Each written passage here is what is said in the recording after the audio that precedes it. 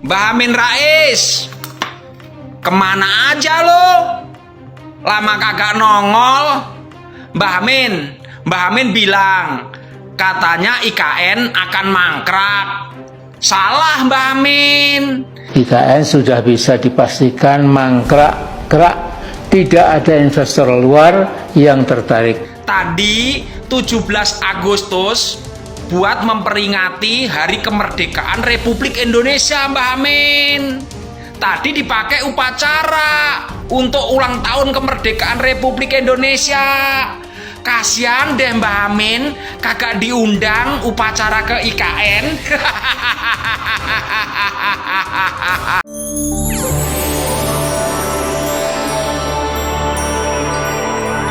Assalamualaikum warahmatullahi wabarakatuh.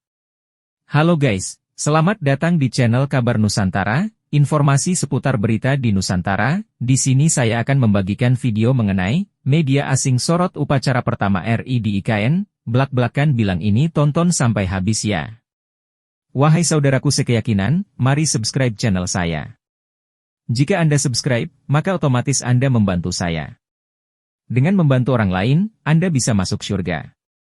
Loncengnya jangan lupa untuk mendapatkan informasi dan video menarik terbaru dari kami. Kami minta maaf apabila ada kata-kata yang salah dan kurang sopan, karena kami sebagai manusia biasa yang tidak luput dari salah dan lupa. Selamat menyaksikan. Media asing sorot upacara pertama RI di IKN, blak-blakan bilang ini. Perayaan Hari Ulang Tahun, HUT, ke-79 Kemerdekaan Republik Indonesia, RI, diselenggarakan berbeda dari tahun-tahun sebelumnya.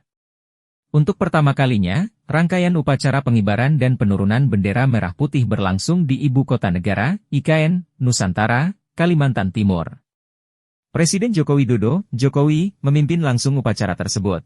Ini menjadi upacara terakhir Jokowi sebagai orang nomor 1 di Indonesia, sebelum menyerahkan tampuk kekuasaan ke pemerintahan Prabowo Subianto.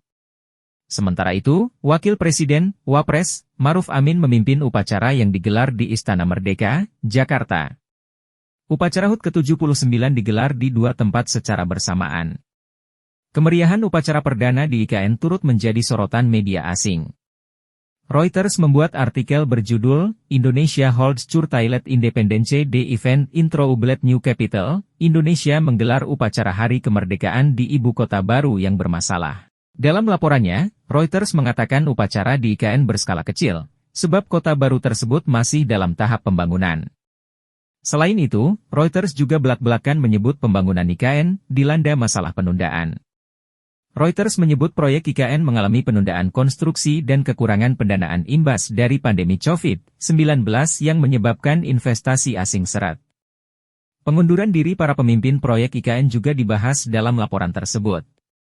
Sebagai informasi, Bambang Susantono dan Doni Raharjo menyatakan mundur dari posisi kepala dan wakil otorita IKN beberapa saat lalu. Gelaran upacara HUT ke-79 Indonesia dari penjajahan Jepang yang berakhir pada 1945 dihadiri 1.300 tamu, berkurang dari rencana awal 8.000 tamu, kata Reuters, dikutip Sabtu, 17 Agustus 2024. Mengutip pernyataan Jokowi, Reuters melaporkan IKN mengalami keterbatasan kapasitas penginapan dan persediaan makanan untuk menggelar upacara HUT ke-79 Kemerdekaan RI dalam skala penuh. Mulyana, seorang pekerja konstruksi berusia 38 tahun di IKN, mengatakan dia menghabiskan 9 bulan terakhir untuk membangun gedung kantor kementerian yang sebagian digunakan pada hari Sabtu untuk perayaan tersebut di tengah terbatasnya infrastruktur untuk memindahkan material. Selama 5 bulan kami bekerja dalam shift 24 jam, karena keterbatasan akses. Kami membutuhkan 2 hingga 3 jam, setiap hari, untuk memindahkan beton menggunakan alat berat, kata Mulyana kepada Reuters. IKN sedang dibangun di kawasan hutan di sisi timur Pulau Kalimantan, sekitar 1.200 km, 745 mil, dari ibu kota saat ini, Jakarta, di Pulau Jawa. Jokowi telah berusaha untuk meningkatkan kepercayaan terhadap mega proyek senilai 42,5 triliun rupiah tersebut dalam beberapa bulan terakhir, menurut laporan Reuters. Antara lain, pemerintah melakukan peletakan batu pertama pembangunan hotel dan gedung perkantoran, serta mengadakan rapat kabinet pertama di Istana Negara baru yang berbentuk elang. Namun, Jokowi juga mengatakan rencana relokasi ribuan PNS ke IKN bisa ditunda, tergantung kesiapan ibu kota tersebut. Sebelumnya, para aparatur negara diarahkan siap-siap pindah ke IKN mulai September 2024. Kesuksesan upacara HUT RI di IKN dinilai jadi momentum perkuat sistem hukum. Ia menekankan keberhasilan IKN dalam mencuri perhatian dunia harus diiringi dengan komitmen kuat untuk menyelesaikan masalah-masalah hukum di Jakarta dan sekitarnya. Harjono optimis momentum ini bisa jadikan titik fokus penegakan hukum yang tidak pandang bulu dan berpihak kepada keadilan bagi semua warga negara. Jika kita mampu menjaga semangat ini dan menerapkannya dalam sistem hukum kita, maka kemerdekaan yang sesungguhnya akan benar-benar dirasakan oleh seluruh rakyat Indonesia, tambahnya. Harjono mengajak pemerintah dan aparat penegak hukum untuk bersama-sama membangun Indonesia yang lebih baik dengan menegakkan hukum secara adil, sehingga setiap warga negara merasa terlindungi dan diperlakukan setara di hadapan hukum. Ini adalah momen untuk berubah. Mari kita jadikan IKN sebagai simbol dari kebangkitan hukum yang lebih baik dan lebih adil bagi seluruh rakyat Indonesia, pungkas Harjono. Dengan semangat baru yang tercipta dari peringatan 17 Agustus di IKN, Harjono percaya ini adalah saat yang tepat untuk memperkuat sistem hukum Indonesia, sehingga cita-cita kemerdekaan dapat terwujud secara nyata dalam kehidupan sehari-hari. Momen bersejarah pertama di IKN. Sri Mulyani hadiri upacara HUT ke-79 RI, kenakan baju adat Sunda. Menteri Keuangan Sri Mulyani menghadiri upacara peringatan Hari Ulang Tahun HUT ke-79 Republik Indonesia yang berlangsung di Ibu Kota Nusantara, IKN, Kalimantan Timur, pada Sabtu, 17 Agustus 2024. Upacara ini menjadi istimewa karena merupakan yang pertama kali digelar di IKN, yang juga dijadikan sebagai pusat pemerintahan masa depan Indonesia. Selamat pagi dari Nusantara. Hari ini saya akan mengikuti upacara peringatan Hari Ulang Tahun Kemerdekaan Republik Indonesia di Nusantara yang perdana. Sebuah momen historis, tulisnya. Pernyataan ini mencerminkan betapa pentingnya upacara tersebut dalam sejarah perjalanan bangsa Indonesia. Dalam upacara tersebut, Sri Mulyani tidak sendiri. Ia hadir ditemani oleh sang suami, dan keduanya terlihat serasi mengenakan busana dengan warna merah yang dominan. Pilihan warna ini semakin menegaskan semangat kemerdekaan yang mereka rayakan. Sri Mulyani juga mengajak para pengikutnya di media sosial untuk turut berpartisipasi dalam perayaan ini dengan mengenali pakaian adat yang dikenakannya.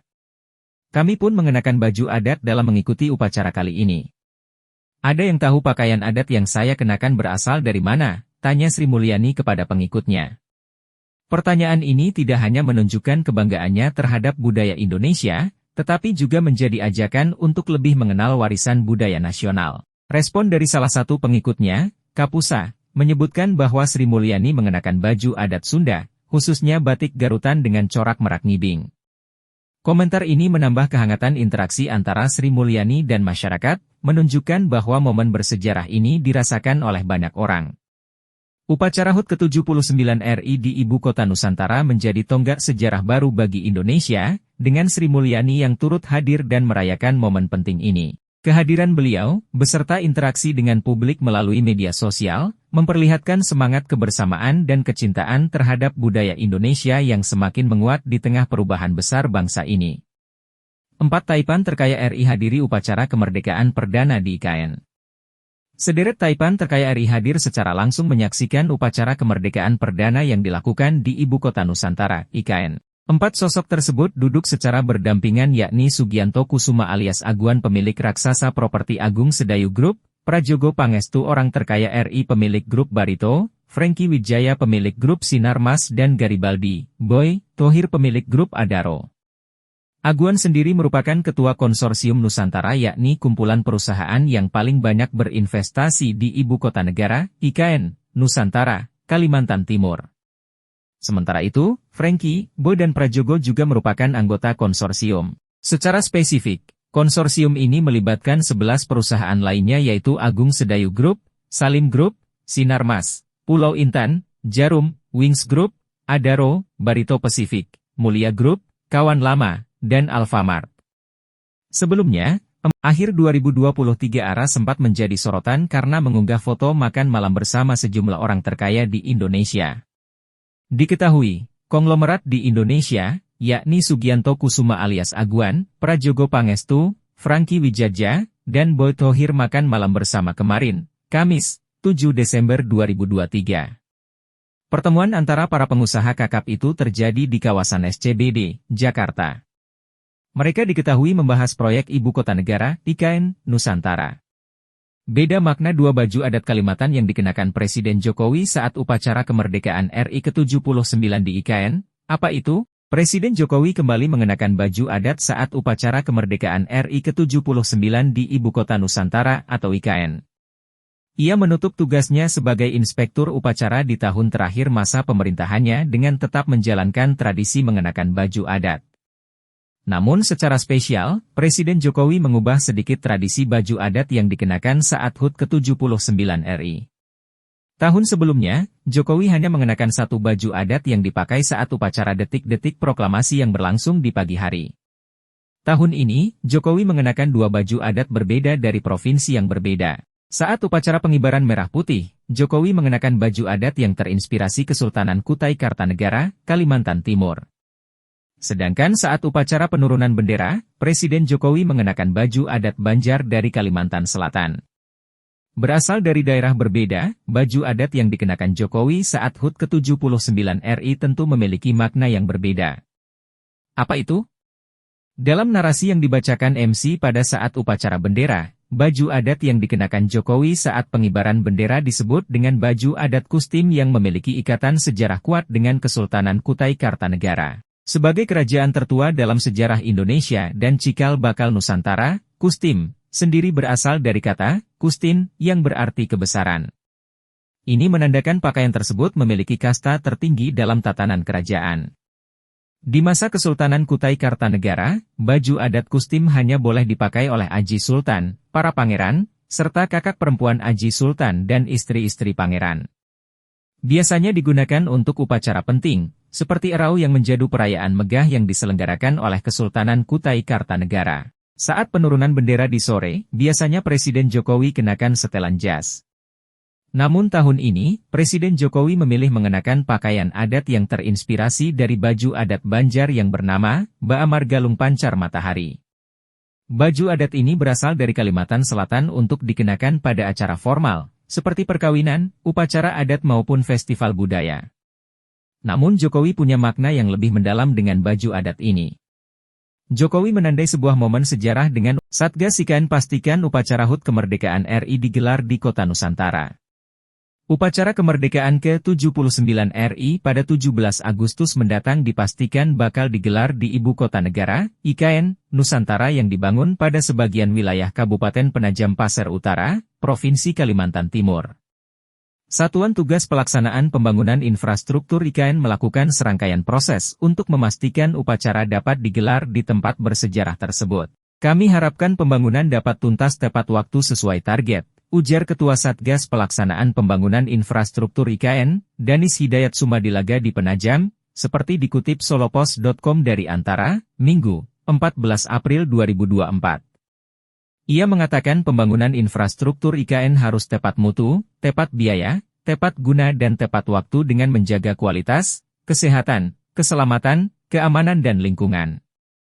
Sampai saat ini, kata dia, kemajuan pembangunan infrastruktur IKN kelompok 1 mencapai 78,49% dan kelompok 2 baru sekitar 26,34%. Kami lakukan serangkaian aktivitas dan proses yang dirancang untuk pastikan kesiapan infrastruktur pada kelompok 1 dan 2 itu sebagai persiapan pelaksanaan upacara kemerdekaan, jelasnya. Infrastruktur yang masuk dalam kelompok 1 meliputi kawasan Istana Presiden yang mencakup gedung kantor Presiden, Istana Negara, lapangan upacara, dan kantor Kementerian Koordinator, Kemenko. Kemudian infrastruktur yang masuk kelompok 2, yaitu pembangunan 47 menara hunian untuk ASN, TNI, dan Polri, serta Bandara Naratatama, dan 12 menara hunian selesai dan dilengkapi furnitur bisa langsung digunakan pada bulan Juli 2024. Kementerian Pekerjaan Umum dan Perumahan Rakyat, PUPR, juga melakukan percepatan pembangunan Bandara Naratatama dan kemajuan pengerjaan landasan pacu sepanjang 3.000 meter sudah sekitar 14%. Target 2.200 meter landasan pacu sudah terbangun dan diuji coba pada Juli 2024. Selanjutnya pengerjaan jalan tol seksi 3 Karangjo-Angkariangau sepanjang 13,4 km dengan kemajuan 73%, Seksi 3B Karyango Simpang Tempadung sepanjang 7,3 km dengan kemajuan 76%. Dan Seksi 5A Simpang Tempadung Jembatan Pulau Balang sepanjang 6,7 km dengan kemajuan 79%. Serangkaian aktivitas dan proses yang dirancang untuk memastikan bahwa semua sistem, peralatan, dan komponen dalam pembangunan infrastruktur bisa beroperasi sesuai spesifikasi, standar, dan persyaratan yang telah ditetapkan, kata dia, dilakukan terhadap infrastruktur pada kelompok 1 dan 2 itu. Infrastruktur tersebut pendukung kesiapan upacara kemerdekaan ke-79 Republik Indonesia pada 17 Agustus 2024 digelar. Demikianlah video kabar Nusantara hari ini yang bisa kami informasikan. Saksikan terus video-video terbaru dari kami, jangan lupa subscribe sekarang juga. Kalau ada pertanyaan silakan komen di bawah dan jangan lupa subscribe channel ini dan bagikan ke teman-temanmu. Salam Nusantara. Wassalamualaikum warahmatullahi wabarakatuh.